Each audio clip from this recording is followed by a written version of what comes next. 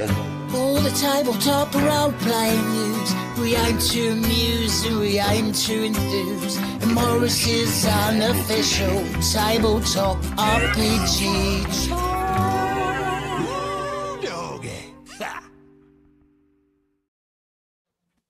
Hello, and welcome to Morrus's unofficial tabletop RPG talk. I am Russ, aka Morrus, or Morrus, aka Russ, and with me this week is PJ Coffee from the Southampton Guild Roleplayers and Homebrew and Hacking TTRPG Design. Russ, as ever, I am still delighted to be here. Unbelievable, although that may seem. Joining us also, we have the living, beating heart that powers the logistical engine, which is behind the might of the publishing empire that is EM Publishing. Mr. One. It's the only. It's me, Jessica from EN Publishing. Yes, and I was up till 2 a.m. working on a backer kit page, so that is very much what I do these days. And a helicopter is flying overhead, and I don't know if you can hear it, but apologies if that's coming through on the audio. It's not. They found me. You know, we have never been referred to as a publishing empire before. I think because perhaps it is not factual. Technically, if it is an empire, what counts I am therefore not the CEO, but the emperor, surely. I think it's pronounced empire. Imperial. Imperator. Russ One. What's the definition of an empire? Multiple kingdoms or other polities taken over, swearing loyalty towards a throne. So, yeah, you know, an extensive group of states or countries ruled over by a single monarch, an oligarch, just saying Russ, or a sovereign state. I see. So does that count? Because I guess it's not an extensive group, because you could argue that EN World and then EN Publishing are like two things, but we need to. We've got to count that's podcast kind of more as well. like England and Wales, though, isn't it? You got Morris's unofficial tabletop RPG talk. That's part of EN World. Yes, but I feel it's sort of its own separate entity because I don't work for EN World. I think these are all just things that we do, though. Yeah. I mean, there isn't anyone in the world that only does one thing. Oh, is anyone else picking that up? It's the sound of a metaphor screaming as it's tortured beyond the point of its behind the point of endurance. Yes. Anyway, so as usual, my attempts at conversational hyperbole have crashed and burned. Yes, they've met the exactness, shall we characterize You've met the great wit of your co-hosts. And of our ability to pick up nuance. Anyway, right. Anyway, shall we do some news? We shall do some news. Game news, because that's what people are here for. And if you're listening to the podcast, it's also what we're here for as well. It is. If you're listening to the podcast, hello. Did you know we are recording this live and you can watch it every Friday at 2 p.m. British time and 9 a.m. Eastern? We stream the recording live, so you can watch this car crash happen whilst it's still in motion. And we are on Facebook, YouTube, and Twitch, and you can join us there. It is compelling viewing. Indeed. Right. Our first bit of news is a bit of sad news, I'm afraid. Oh, no. Jean Rabe, writer, editor, and journalist, has passed away at the age of 68. She was a fantasy novelist for TSR and a writer for various game lines, Greyhawk, Dragonlance, also the Star Wars RPG, Battletech. Things like that. Yeah, she was a journalist before she joined TSR in 1987, and she was the first coordinator for the RPGA network. Wow. So basically, if you're of a certain age, then you have 99% chance having read something that this woman wrote. Yeah. If you're a Dragonlance fan, the Dragons of a New Age trilogy. Okay. And also I'm not familiar with these, but the Piper Blackwell mysteries, which is a non-TSR series of sounds like mystery novels. Yeah, I don't think I've read them, but I've heard of them, which is pretty significant given the volume of space that exists. So, Well, sadly, Jean Rabe has passed away at the age of 68. I've never young, had yeah. the opportunity to meet her, but Hmm. I was looking at social media and there were tributes pouring in the Mm, hundreds from people that did meet her at conventions and who she mentored and helped, and apparently was, very, very much regarded as a wonderful, lovely person. Yeah. And there were a lot of people online, mourning her passing. A big lot of people. Yeah. Yeah, so our thoughts go out to her family and friends. Yeah, we're getting more and more of like big industry veterans news like this. I think this isn't the first time this month we've had, to report things like this. So Yes, yeah. Wow. Coming to that age in the industry, like you said last time, where people that kind of built it and made it are now starting to pass away, which is weird. Exactly. Not many hobbies have that. But Yeah. Right. Should we move on to something slightly happier? Yes. What? Yes. Oh, This is actually technically happier. It's grimmer, I would say, and maybe darker. I've just seen what it is. Okay, yeah, carry on. So last week we counted down the top 10 tabletop RPGs anticipated in 2026, as you recall. Yes. And the most anticipated one was Deathbringer from Roll for Combat and Professor DM on YouTube. Well, Roll for Combat has sent along the actual cover of the game, because what we had was just a mock-up that I kind of made using the scant graphics that I could find. Right. Oh, it's Roll for Combat. So this is the actual cover. Okay. With a new logo as well. Looks like a Chaos Warrior with an axe standing atop a mountain pile of skulls for anyone on the podcast. It looks very rock as well, and the Deathbringer T is a big axe. An excellent alt text description, Jess. Love it.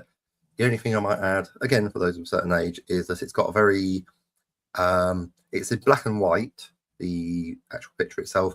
It's really evoking 2000 AD. Is that fair to say, Russ? It says Warhammer Fantasy Roleplay to me, early Warhammer Fantasy Roleplay. Some of those colours. That's what really it screams to me. But if John Blanche was doing a book cover, then this is a decent. My reference point was Hero Quest, because the warrior on top looks a bit like the Chaos Warriors that you get in that box set. More pointy bits on top. I must say though, I do query the stability of that pile of skulls. Yes, this is a health and safety hazard. So, yeah. That's my official report as business managers. I don't think that's safe. They haven't done a working at height course. This could be a problem. Yeah, it's the grain silo waiting to happen. All that extra weight, straight into the middle of the pile, unable to move. What a way to go. Yeah. Well, anyway, that's the U cover, and they're doing a crowdfunder in May, I believe. Yes.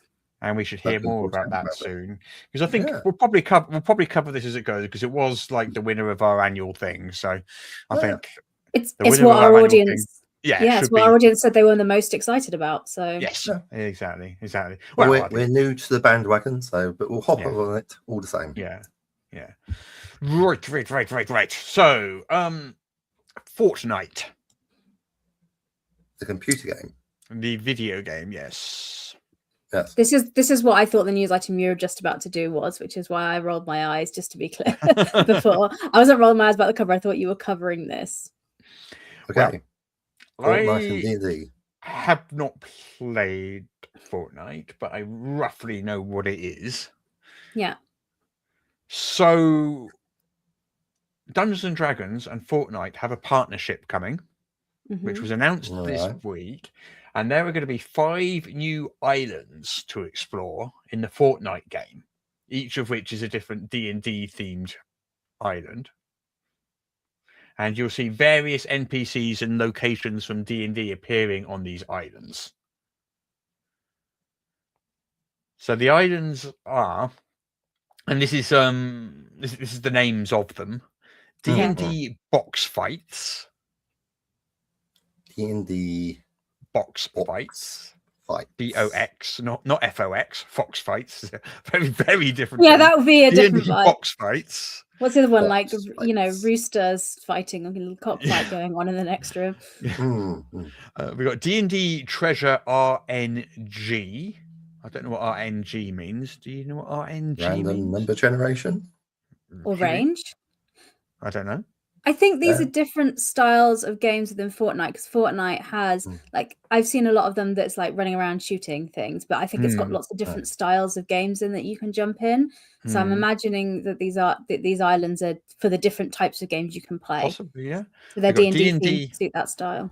D&D Dungeon Death Run. Yeah.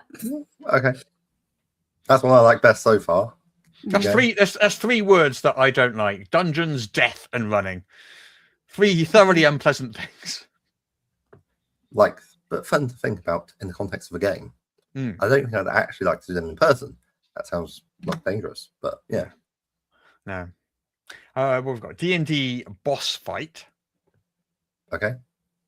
which is Which set I in suspect this cover graphic we've got, which is of some, what's it, probably a Draco Lich? It's like a horned dragon, white Maybe. skin, glowing green eyes. Well, green and glowing is coded as undead. Yeah, I Right. guess. Yeah. Yeah, and it's got gaps in its wings, which look like it's got holes in. So that's why, I guess. I don't know. Facing off against 4 people, 5 maybe.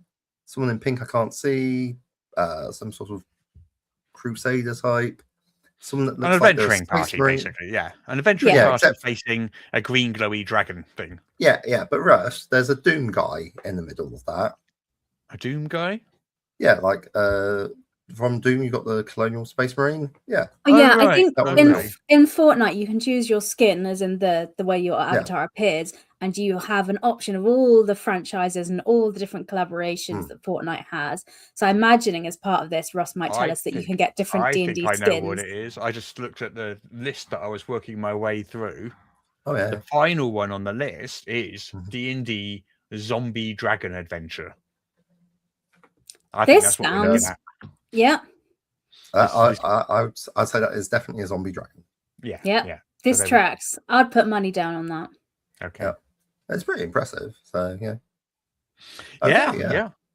Have either of you ever played Fortnite? No. No, not No, my I sort of haven't game at either. all. I Like, think it's all highly competitive first-person shooter, extraction shooter. I think there's a it's- lot of that. I think that is other things now as well, but that is the main one, PJ. Yeah. Oh. And I think it's got quite a young demographic.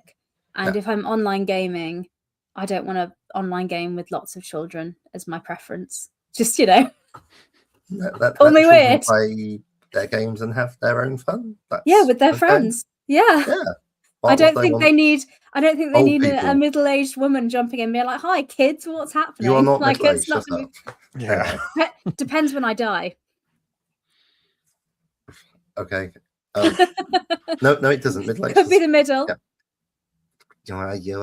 Anyway, moving on. That means anyone can only ever be retrospectively middle-aged. That's correct. Okay, fair enough. I don't think that's the definition of middle-aged, Jess. I don't think that's how it It's- works. Okay. It's well, not you're at all. entitled to your opinions. And a dictionary. Anyway, Anyway, back to are you moving Fortnite over and to Wizards of the D&D. Coast with your new like scorn of dictionaries and meanings? But the point someone was Moving on, yes. making is that a lot of people that do gaming streaming do Fortnite, and they were just Yes. commenting. Rive was saying, as it's a streaming game, won't this really push D&D's online exposure? And I imagine yes. And also, as I was mentioning, the demographic, there's quite a lot of younger people that play Fortnite. I'm sure people of all ages do, like any video game. But I know there's a big targeted push towards that audience. So I imagine it's part of the get them while they're young D&D kind of branding as well, so that you get people used to the D&D lifestyle culture. Makes sense. Very good. But give me the boy before he is 11, and I'll show you the man. Mhm. Yeah. Well, certainly D&D is the only company I've seen which specifically runs games suited for children at conventions. I mean, perhaps I've missed other companies. I know there are companies that make games specifically for children. Yeah. But they tend to be small, but yeah. They're a lot smaller, whereas you've got like 20, 30 tables. That's like, come, get your kids to play D&D. Is very much the thing, which you can do when you're a hyper corporation, mega corporation. Yeah. So Hutenheimer in the chat says Fortnite has a long history of these sort of collaborations. Next up, D&D, Minecraft, and Roblox. Yes. Roblox. Yeah. Yeah. I mean, Minecraft could be quite interesting. I could see that happening. Add in some special skins, maybe some special monsters. Wouldn't be the toughest thing to do. Yeah, and of course, Talk SC says in the chat, is correct strategy wise for D&D to target middle school, college. Well, that's when I started playing D&D. I was I'm not sure what middle school is, but I was 11 or 12. Yeah. When I started playing. Yeah. That's a teenage. I was in my 20s when I started any type of role-playing game. Yeah. It's like, there's no bad time to start. No. It was when I started secondary school, basically, that first year of secondary school. So I would have been, 11, that would have been, I guess. Yeah, I would have definitely been interested had it been going at my school, but it wasn't big enough to be then. And also, I don't think I was the target demographic for gaming and things, because when I was growing up in a team, any form of gaming was very much thought, well, this is a toy for boys. So it wasn't really targeted at me. Yeah. And also it'd be like 3rd edition, 3.5 at that sort of time, which I'm going to say with certainty you would not enjoy. Yeah. Well, I didn't start on D&D. I was about 5 to 7 years into role-playing before I even touched Dungeons and Dragons. Yeah, I found 3.0, 3.5 extremely crunchy and complicated. I've heard that, and I've had a flick through the rules and went, this isn't for me. Yeah, that's fine. Like, other people can like it and enjoy it. Yeah. Plenty of space for everyone. I will allow it. I will allow other people to enjoy things I don't, because I am benevolent. A great choice. Right. Let's move on. Yeah. Let's move on. D&D collaborations of Fortnite. Done. So we've talked about new hires at Wizards recently, have we not? Yes. Leon got in. Good for them. Yeah, we Leon Barilaro, James Hake were hired very recently, announced their new jobs via social media. We know that Jeremy Crawford and Chris Perkins left Wizards late last year and now working at Darrington Press on Dagger Heart and stuff like that. And Wizards promoted Justice Ramin Armin as the director of game design. Yes. So this is only some of the stuff we know. I'm sure there's a lot of other hires and movements that we just don't hear about. This is what's been announced for us to report. Yeah. Well, this is what people have personally announced on their own social media and said, "Hey, I've started a new job doing this or whatever." Yeah. I mean, they are going for a younger demographic, which has been acknowledged on this very podcast by others. That's actually a fairly sensible way to get people, because if you get people to be their first role-playing game, that could earn you a lifelong customer. How they've always hired, though. That's how they've always hired. So I think I said last time when we covered, I think James Hake and Leon Barilaro, back in like 2000 when I was first covering this stuff, all the people working on D&D 3rd edition were all about my age. And I was in my early mid-20s at the time. And they're all my age now. If you look at, they all, they do things like run Paizo and stuff like that, but they're all my age now. Still, obviously, because that's how time and age works. They were my age then, and they're my age now. Well, if you experience time in a linear fashion, then yes. If you experience time in a linear fashion, of course, yeah. Yes. Well, not all of us can be time lords for us. So there you go. Not all of us. Yeah. Anyway, we've got another hire to announce. Oh, yeah, that's it. So Erin Roberts announced that, and Erin Roberts was the creator of the God's Breath campaign setting, which first appeared in Journeys from the Radiant Citadel. And this was an adventure called Written in Blood, where characters visit God's Breath, which is like a community with southern US Black communities as its inspiration. Mm-hmm. and the adventure itself is described as a Southern Gothic horror adventure. Ooh. Wow. So Erin has also joined Wizards Mm, as a game designer. Oh, good for okay. them. Yeah. Should we infer from... yes. So Erin appears to be a black lady with nice dreads, nice pair of black glasses, pleasant smile. Yeah, good for Yes. her. I was wondering, because that set of comments could have gone a different way if she was a white lady using some black communities as inspiration. Right. No, I think D&D is getting a lot better at, like, let's hire people who, you know the subject matter to do that. And I think there's a big awareness in the gaming industry about doing that, which makes sense. It's like, hey, I want to write about this thing. Should we hire somebody that knows about the thing? It's like, that's a pretty good idea. Yeah. You know? Add authenticity. Yeah. And like, if you know the subject and someone is faking it, then it becomes very obvious. So it's just easy to get someone who actually has lived experience for the matter. Yeah. Generally speaking. Yeah. No, Okay. Yes. Diversity in Wizards. Excellent.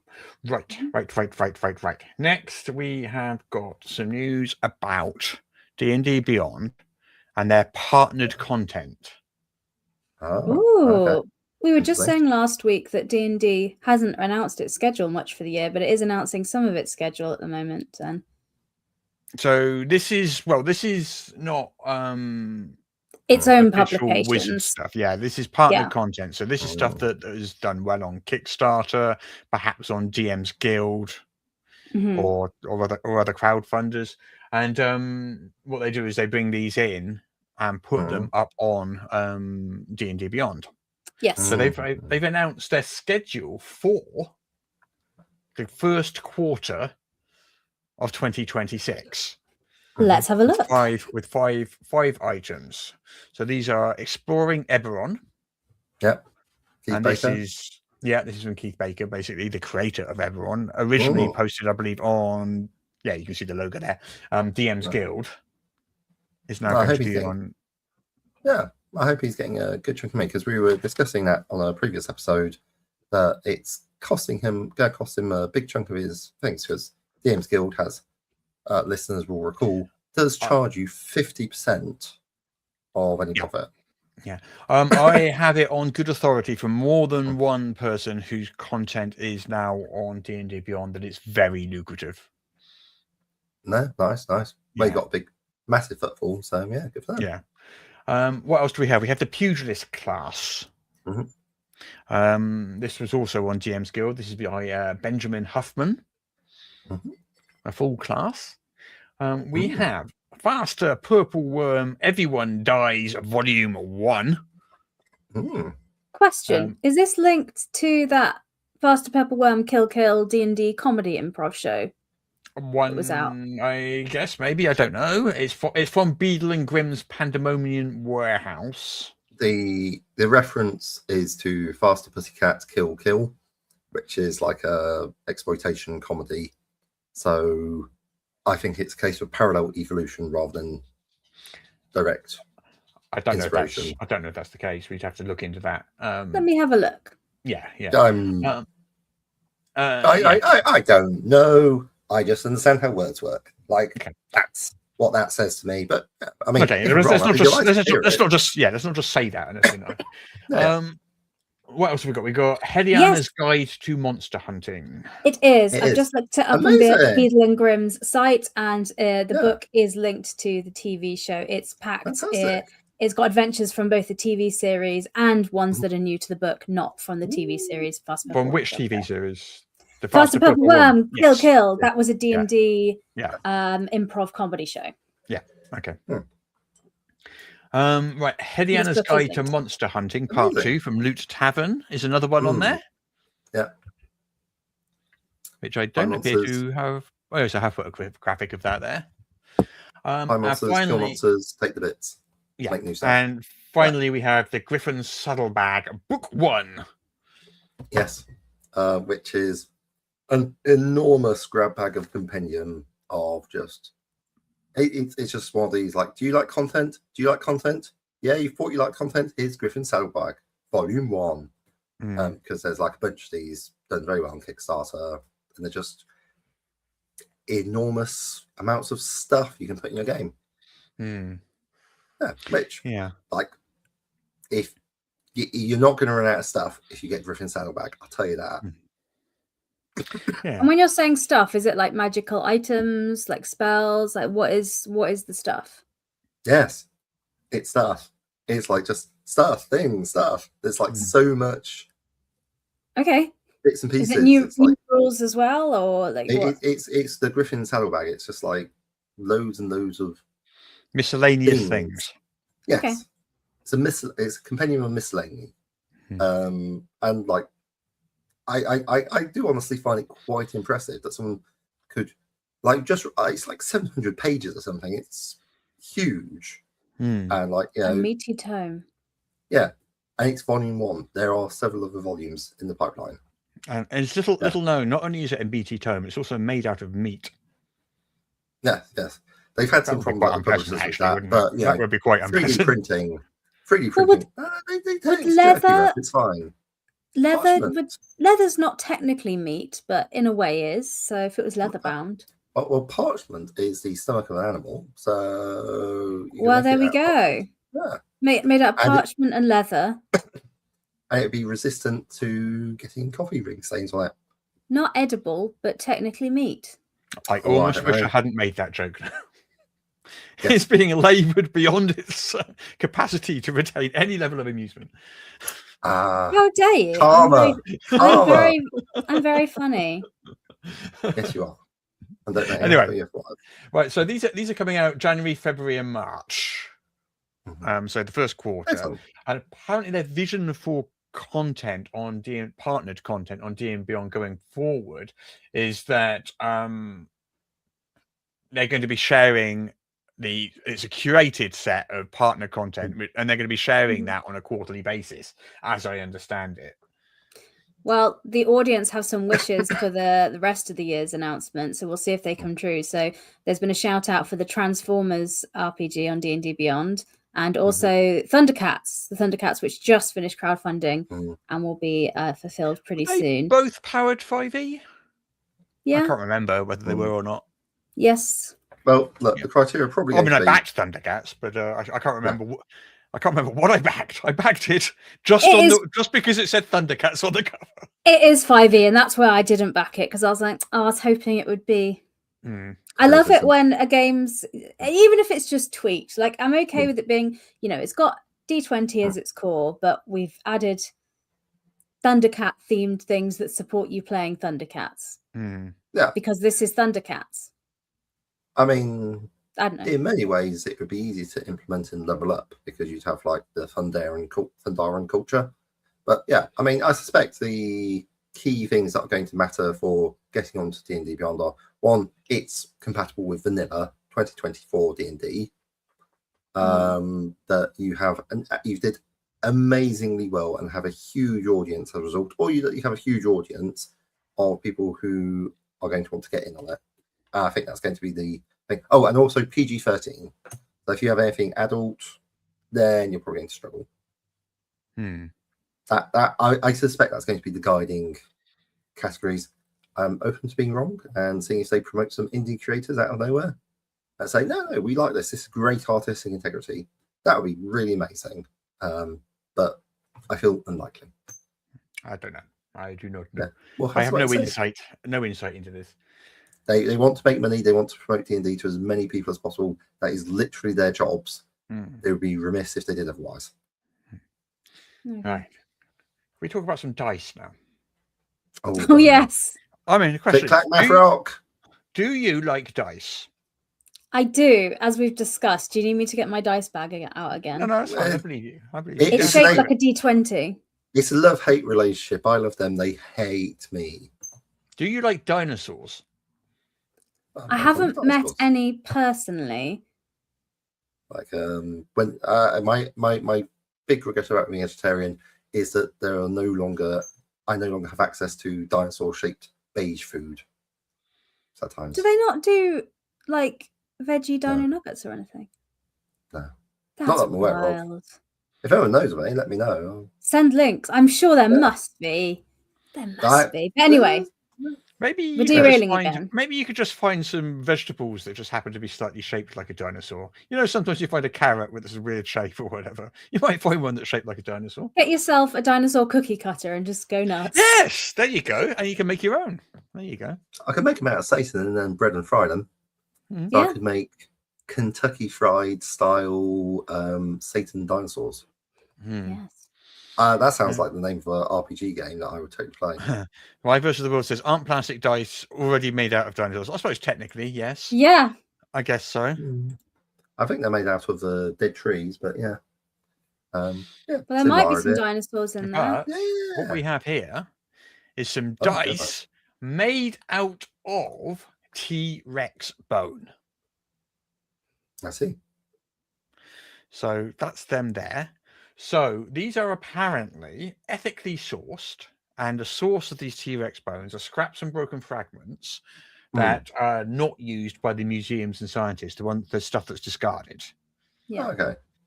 So not every bit of dinosaur, you know, Is is equally of use scientifically or is big enough or useful enough to put in a museum. So generally they get, just to check, Indiana Jones isn't going to storm your house and say, this belongs in a museum. yeah. Because that's how he sounds, that voice I just did. Obviously, it's very so good. it's basically the stuff that they would discard. But Right. instead, companies like this, I mean, you can get trinkets and gifts and things made out of this sort of thing anyway. But this is dice, so it's more focused on us. So it's not cheap. No, it's not cheap. So what's the damage? So for a full set of dice carved from solid bone. This is D&D dice, obviously. Yeah. Oh yeah, a full set of polyhedrals. So 5 dice. Or was it 6 dice? Isn't it? 6 dice carved from solid bone. That will cost you $600. No. $599. No. Yeah. I can't. I can't. Like, that's more than my entire dice. Is it more than my entire dice collection? I don't know.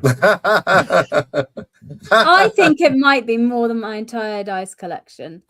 That's certainly more than I've spent on it. Yeah, I've way more, like 2-3 times more than I've spent on dice. Like I can't really see myself spend. No, it's not cheap. It's not cheap.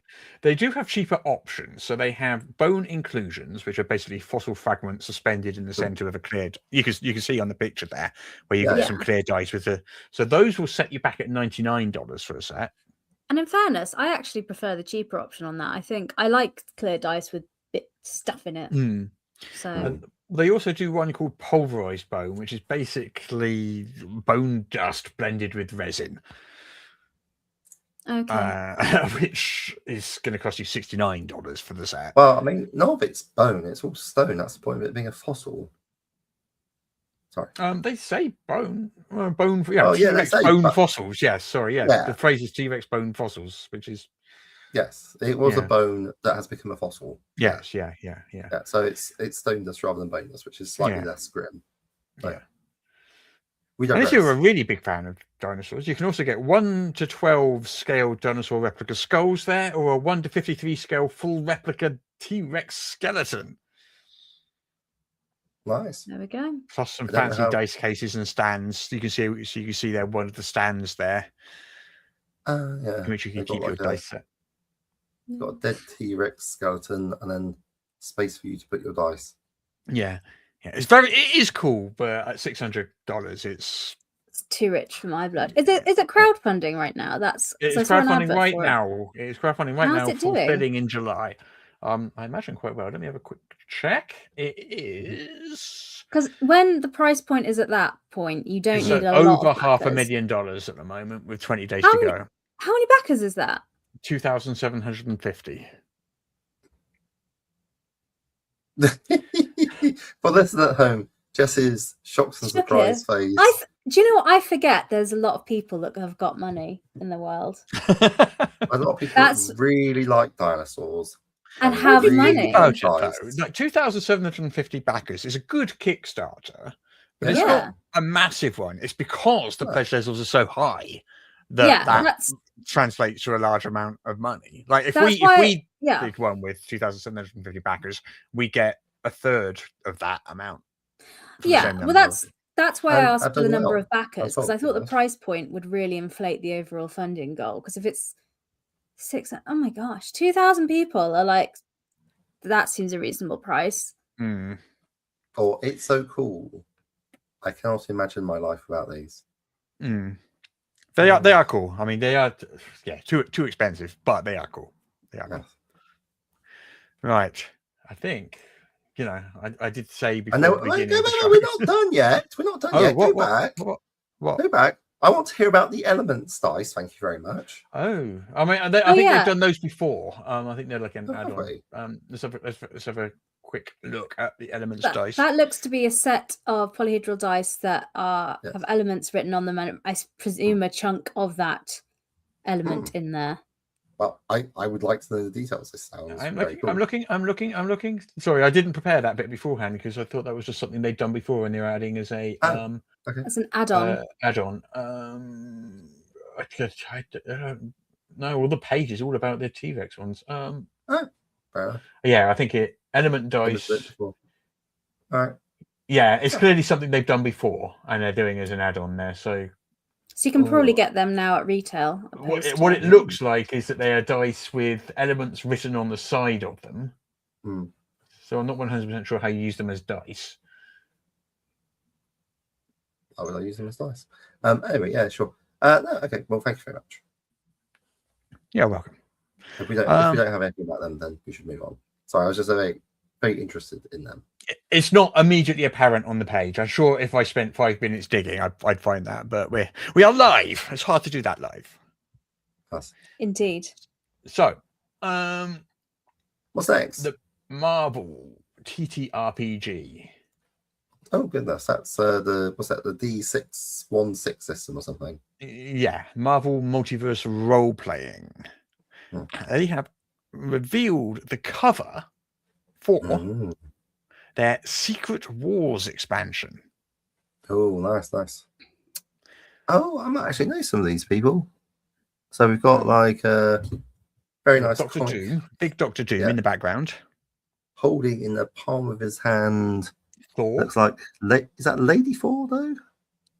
Yeah, that's Lady Thor and Black Panther. Who's that? Is that Doctor Strange or someone else? Is that Guardians of the Galaxy guy? Yeah, Star-Lord. Star-Lord. Yeah. They're all fighting on his hand.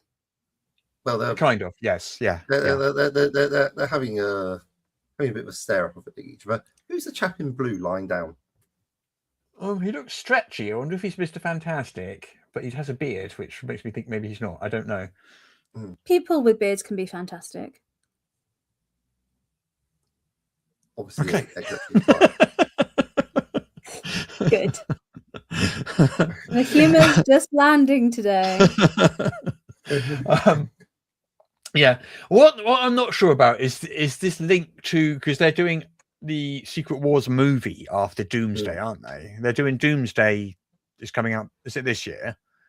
Is it? And then Secret Wars is presumably in 2 years' time. Avengers Secret Wars and Avengers Doomsday. I assume this is based on the comic books, not the movie. Yeah, I imagine so. I'm assuming this cover isn't spoilers for who's in the movie or anything like that. It looks very comic book style, the artwork as well. So it's very yeah. Because wouldn't Doctor Doom be with Fantastic Four, which is, I believe, Sony, and they're not letting go of that copyright. Which is why they keep making Fantastic Four movies. I hear the last one's quite good, which is a change from the previous 2 or 3. Fantastic Four is now in the MCU. As is Doctor Doom, yeah. Oh, the next big movie is, well, not the next big movie, but this year is Avengers Doomsday, which features just basically everyone who's ever been in the MCU, and Doctor Doom, and the Fantastic Four, and some X-Men. They're folding those in as well. Nice. Okay. Well, there we go. I've fallen out of Marvel for a bit, as in not as like had an argument, but like I've just not kept up with it. as of late. Yeah. I so- know Marvel's been calling me and says, "Look, can you talk to Jess for us?" I mean, she's not answering our texts. I blocked them. No, I just mean All I've not social kept. media. I've Right. not kept up to date with it. I mean, there's so many good films and TV shows and things out there that I'm not I up think- to date. I Yeah. liked the WandaVision. And I liked the one with actually Agatha all along. It was Agatha all along. Yes, Yeah. I like that as well. Those were good. And then they brought out the Secret War with Nick Fury. And normally, like, you put Samuel Jackson in something, I'm like, oh, well, this will be entertaining at least. But they started up. They used all these AI credits, and it was just like, ugh. I'm just like, no, not watch it. Moved along, and have failed to reconnect since. For me, and I think quite a lot of people sort of share this sentiment, is that Marvel definitely peaked at Endgame. Yeah, that was Infinity really War good. and Endgame. And while there have been some good things over the last 5 years, Yeah. it's never Black Widow. really recovered. And the problem is they got rid of all of their best characters, their favourite characters. I remember pre-pandemic, I'd go to the cinema with my friends, and it was like an event. We're like, "Yay, the next Marvel film's out! Let's go all together and watch it." And like, then we'll go out for something to eat afterwards and have a time. But now when they come out, I'm like, "Oh, I might go watch it," but I'm not like, "Oh, it was exciting." But like, you've got what was the one with Ant-Man? Like Ant-Man? tiny vision. There was like it was like a tiny vision one. And it had like Quantum Mania, yeah. Thank you, Michelle Pfeiffer and Kirk Douglas in a film. I'm like, It wasn't Kirk Douglas. No, sorry, Michael Douglas. Thank you. And like they're in the film. Was it not like, Kurt Cobain? No. Kurt Cobain and Kirk Douglas. Yeah. Well, neither of them. But like, okay, fine, whatever. But like, they were in a film. They weren't entertaining. I'm like, wow, okay, that's a problem because what was on? I guess they just didn't like acting on the green screen. Yeah. But something. The editing did them no favors. Sorry. Something important that Jess just said. Really?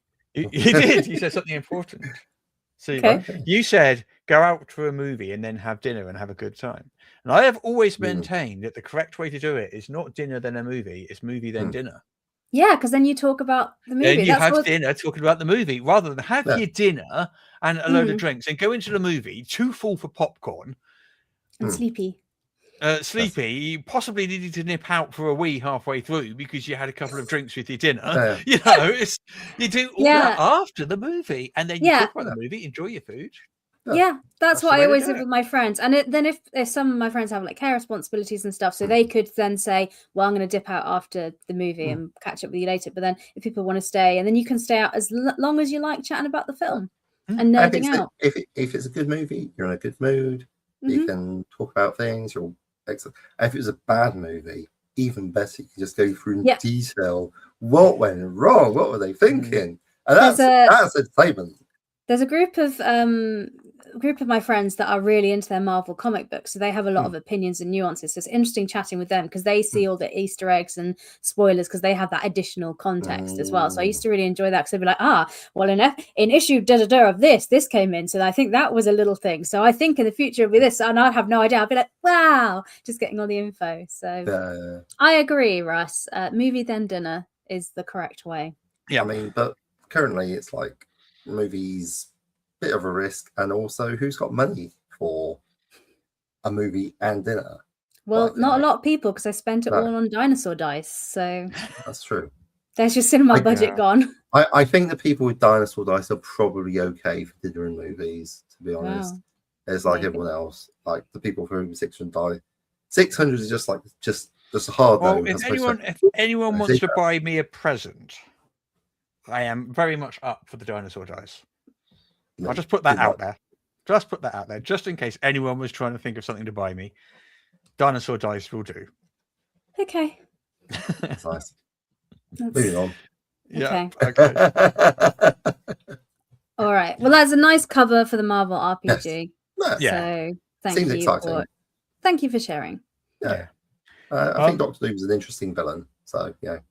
I don't know enough about Doctor Doom. I've never been a massive Marvel person. I vaguely know what Doctor Doom is, but I think he's just in the cultural zeitgeist.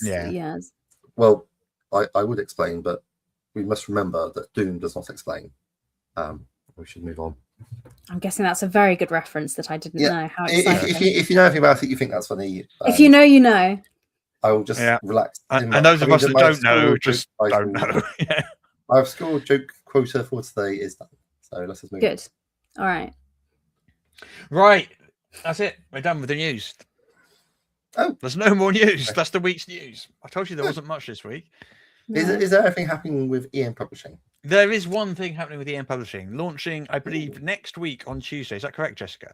That is the plan. I stayed up till 2 a.m. this morning doing back of page things, which I'm going to ask Russ to check all my typos on because of the dyslexia. But yeah, the Gate Pass Gazette Annual is coming out on BackerKit. And those familiar knows that we do all our Gate Pass things. And also Elfstar Magazine is all on BackerKit now instead of Kickstarter.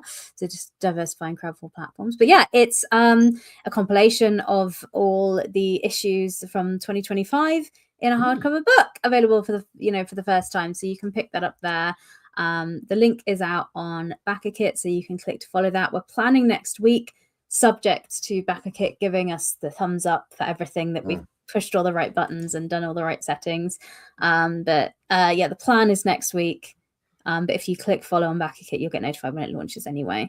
And I'm really excited for this. We'll do, if you are a Gate Pass Gazette patron, we have a discounted pledge tier for you. And that will be shared it'll be hidden, so you'll have to go via the patron to get it. And if you want the discounted pledge tier, but you're not a patron backer, you can, during the campaign, join the Patreon and get the discounted link while you're there. So you can join the bandwagon. The other thing that we're doing is this arrived this morning. Ooh. This is holding up enchanted trinkets and complete. Yes. So this was our last this was Kickstarter, this one, wasn't it? This was our last Kickstarter. Which we are currently fulfilling, and this is my copy that's just arrived. It is lovely. 500 plus magic items. It's very, very hard to show that, but 500 plus magic items all in one lovely hardcover book. Yes, so that is, we're doing the surveys right now. So if you're a Kickstarter backer, the surveys are out. So if you tell me where you live and your address, I can send it to you. And you've got until the 13th of February to give me your address. And then after that, we will send it out. If you don't tell us where you live, we cannot send you a book. I do get a fair number of emails saying I never received my reward, and it's like, well, you didn't tell me your address. I just popped it in the mailbox and hoped for the best. No, I don't say that, but no, if you do forget, because I know it's so easy to, especially if you do a lot of crowdfunding campaigns, it's so easy to forget and not do a survey. But if you don't receive your book on time, just send me a message and tell me where you live, and we can send it late. Yeah. I had someone once that from a campaign 4 years ago was like, I never actually got my book, and I was like, well, tell me where you live now and I'll send it now. That's fine. But yeah. Right. That's it. We're done. That's the week's news. Yeah. All right. Short and sweet this week. Yes. Mm-hmm. In fact, looking at the time, under an hour, 50 minutes. Wow. Amazing. There we go. We'll return next week and perhaps we'll have some more news to share with you then. Perhaps we will. Miracle of Brevity. Yeah. Yes. Yeah. So thank you all for joining us. And remember, you can join us live on Fridays, 2 p.m. UK time, 9 a.m. Eastern on YouTube, Facebook, and or Twitch. Yes. I mean, you could join us on all three at the same time if you have 3 separate devices, if you like. Yeah. I don't know if that will improve the experience or not, but you're welcome. I'm not sure it will, but you live your life. Yeah. Do what you need to do. Yeah. Right. Everyone, have a wonderful weekend. We'll see you next week. Bye-bye. Bye-bye. All the tabletop role-playing news. We aim to amuse and we aim to enthuse. And Morrus is unofficial tabletop RPG.